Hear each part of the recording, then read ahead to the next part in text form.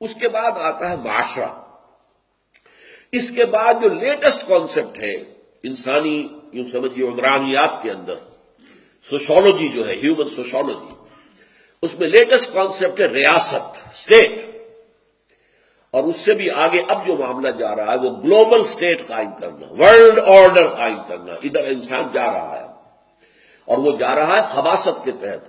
اگرچہ ہمارا ایمان اور عقیدہ ہے کہ ورلڈ اسٹیٹ قائم ہوگی اور نیکی کی قائم ہوگی بالآخر.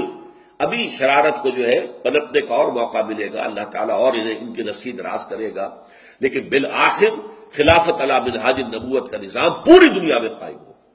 تو گلوبل اسٹیٹ جو ہے وہ بھی وجود میں آئے گی، ہمارے نزدیک بھی آئے گی، یہودیوں کے نزدیک بھی آئے گی، عیسائیوں کے نزدیک بھی آئے گی. عیسائی بھی سمجھتے ہیں کہ گلوبل اسٹیٹ امریکہ کدھر جا رہا ہے. New world order, new world order کے لیے IMF ہے، ورلڈ بینک ہے.